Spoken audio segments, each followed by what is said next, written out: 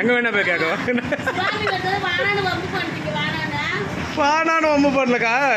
சாப்பிட்டா கால் வலி நல்லா போயிடுமா? சரி கொடுங்க.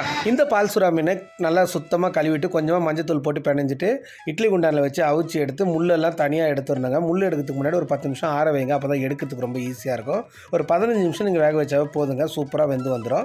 அதுக்கப்புறம் கடாயை வச்சு 2 ஸ்பூன் அளவு கடலை எண்ணெய் விட்டுருங்க. 1 ஸ்பூன் நல்லா நைஸாக வெட்டின இஞ்சி, 2 ஸ்பூன் பூண்டு நைஸாக வெட்டினது அதையும் போட்டுருங்க. ஒரு 1/2 ஸ்பூன் சோம்புத்தூள், 2 பச்சை மிளகா, கொஞ்சம் கருவேப்பிலையை நைஸாக வெட்டி ஆட் பண்ணுங்கள். அதே போல் சின்ன வெங்காயம் நல்லா 2 கைப்பிடி அளவுக்கு ஃபைனாக கட் பண்ணி ஆட் பண்ணுங்கள். இதெல்லாம் சாப்பர் வச்சு கட் பண்ணால் ஈஸியாக இருக்கும். கொஞ்சமாக மஞ்சத்தூளை போட்டு நல்லா பெரட்டிடுங்க. அதுக்கப்புறம் நம்ம உதுத்து வச்சுருக்க மீனையும் இதோட போட்டு நல்லா பெரட்டிட்டு நல்லா மிளகுத்தூளை நல்லா 1/2 ஸ்பூன் அளவுக்கு போட்டு நல்லா பெரட்டுங்க. இந்த மீன் வந்து சாப்பிட்றதுக்கு செம்ம டேஸ்ட்டாக இருக்கும். சுட சுட சாப்பிட்ருங்க, சூப்பராக இருக்குங்க.